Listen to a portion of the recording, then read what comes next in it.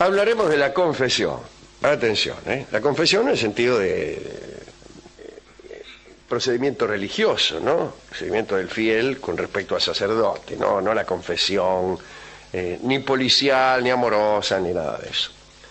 La confesión siempre se ocupó esencialmente, Calderaro, la confesión del feligrés al sacerdote, de asuntos sexuales. Aunque en los confesionarios también se interroga a la gente sobre el orgullo y la mentira, las preguntas siempre se han dirigido hacia los pecados carnales con mayor frecuencia que hacia la práctica de la usura o los sacrilegios o los crímenes, qué sé yo. La confesión se ha definido como una acusación sacramental que hace el pecador lamentándose de sus pecados. Lo hace con el fin de obtener el perdón por el poder de las llaves. ¿Qué quiere decir el poder de las llaves? Bueno, así se llamaba el poder de perdonar que Jesús confirió a los discípulos inmediatos, y solo a ellos, dicen los protestantes, solo a los discípulos, a los que estaban allí, o a todos sus sucesores, como dicen los católicos. Según los católicos, este poder de perdonar que Jesús dio a los discípulos se extendió hacia los sucesores. Los protestantes dicen no, era para ellos solos. Lutero era adversario de la confesión precisamente por este punto. Lutero afirmaba, como se ha dicho, que solo los discípulos tenían la capacidad de dar perdón y que Jesús nunca había hablado de confesión. Poco después de resucitar, Jesús dice exactamente a sus discípulos, atención: recibid al Espíritu Santo. A quien perdonaréis los pecados, les serán perdonados. A quienes se los retuviereis, les serán retenidos. Y no dijo nada más. No se sabe cuándo nació la confesión. Jesús no la practicaba. No escuchaba a nadie en confidencia privada. San Pablo tampoco habló de confesión. Juan Crisóstomo, que vivió entre el 344 y el 407, pareció conocerla, pero no la consideró una obligación. Incluso aconsejaba a los fieles dirigirse directamente a Dios, más que a sus santos o a sus representantes. Allá por el siglo V, VI, en lugares lejanos como Egipto, lejanos de aquí, ¿no? Si estuviéramos, por ejemplo, en la Franja de Gaza, nos parecería cerca o nos parecería Egipto. Digo, en lugares tan lejanos como Egipto y luego en Irlanda, que también es lejano, al menos de algunos lugares, por ejemplo de Egipto, la práctica de la confesión se fue extendiendo. Al parecer los monjes fueron los que primero la practicaron, porque habían tomado la costumbre de charlar con sus superiores acerca de sus imperfecciones y comenzaron a recibir la indicación de una penitencia. Con ese proceder se sentían los monjes revigorizados y reconfortados. La confesión era como un nuevo bautismo que les permitía reconciliarse con ellos mismos. Nacieron poco después los penitenciales, ¿no?, para confesar al pueblo y aplicar unas penas adecuadas según los pecados dichos. Eran respuestas codificadas. Para cada error había una penitencia. Los primeros penitenciales fueron publicados en la Gran Bretaña allá por el siglo VI. Los de San Vinián, San Colombano, los de Beda, el Venerable, los de Egberto. Después aparecieron los penitenciales francos y germanos. En un principio, la ceremonia de confesión era pública, no era obligatoria, como si la obligatoriedad fuera el antónimo de la publicidad. En el siglo X, por ejemplo, se sabe de obispos que andaban de ciudad en ciudad convocando a voz en grito a los criminales para que se acercaran a cambiar su pecado por penitencia, y así perdonaban en las esquinas. Guarda, dice que venimos acá a confesar. Atención, criminales. Atención, criminales. La tarde a las 19 horas, gran confesión. confesarse,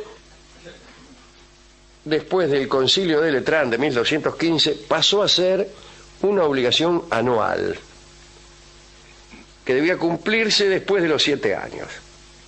Cuando uno tenía 7 años ya tenía que empezar a confesarse y tenía que hacerlo todos los años. Así se decidió en el Concilio de Letrán. Existieron períodos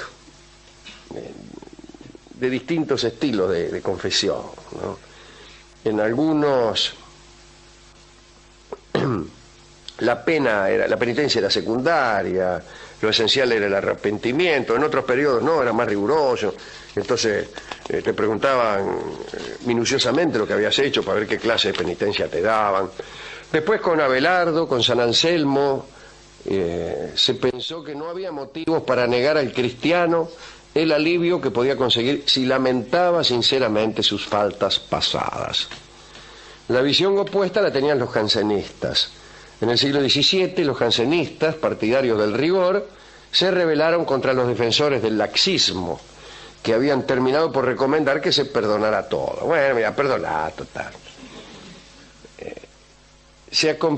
Los jansenistas aconsejaban a los confesores que fueran más severos y que no concedieran la absolución más que cuando estuviera justificada por una profunda constricción. En la mayoría de las veces, ninguna reja, ningún velo separaban al sacerdote y al penitente. El penitente en general se sentaba al lado del cura o se arrodillaba a sus pies.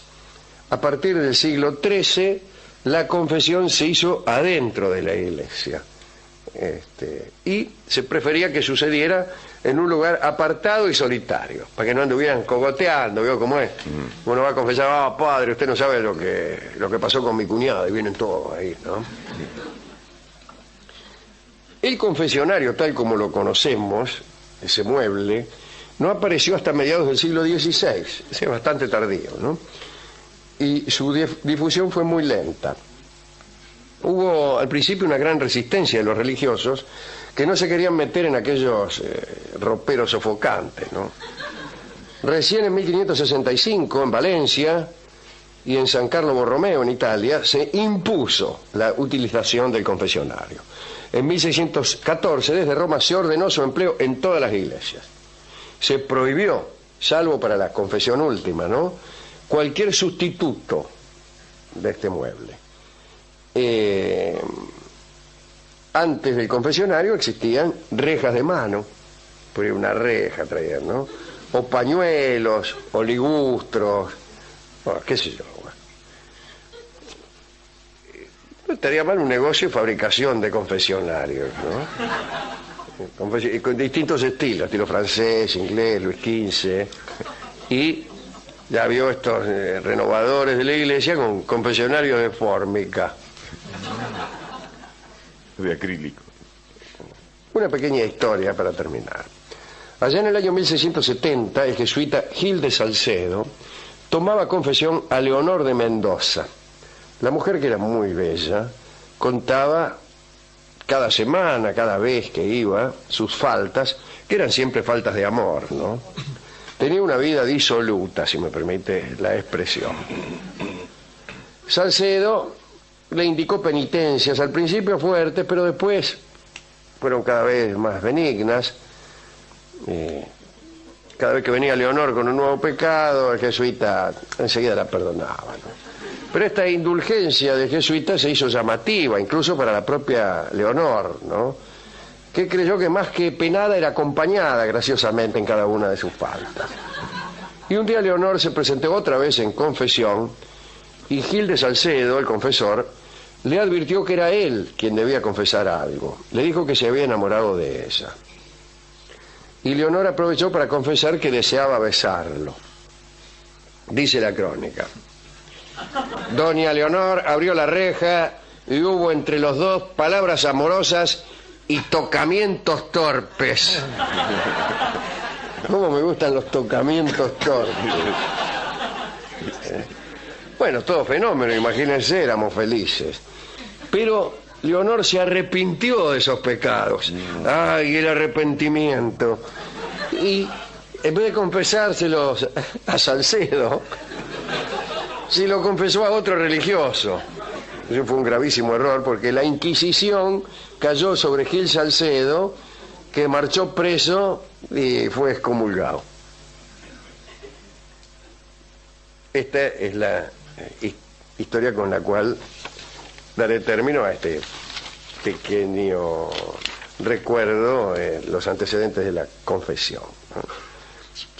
Si le preguntáramos a Rolón a quién pensaba dedicar todo esto, seguramente hubiera elegido a doña Leonor de Mendoza, que era hermosa y disoluta. Cómo me gustan las mujeres hermosas, disolutas y proclives a los tocamientos torpes. Sí. Aunque después se arrepientan. Eso es lo malo. Sí. Bueno, pero mientras Eso no es se lo malo. arrepientan antes. Habría que preguntarle, si tiene un dejo de virtud, entonces mejor irse. Bien. Hemos resuelto amueblar previsiblemente esta reflexión con el tango Confesión. El tango de Discépolo no forma parte de mis preferencias, no es de los tangos que más me gustan, pero evidentemente es un tango clásico y consagrado por el gusto general. La versión de Edmundo Rivero también. Edmundo Rivero es un gran cantante que siempre está aquí, pero nótese que nosotros siempre lo pasamos con guitarras. Cierta clase de canto, que es muy respetable, muy artística, no forma parte de los hábitos de La Venganza. Pero hoy, como era tan evidente la rima, casi de tan evidente no era rima, porque rimar confesión con confesión justamente no es una rima, es lo contrario de una rima, ¿no? Es una metáfora que de tan cercana es inútil. Confesión canta Edmundo Rivero.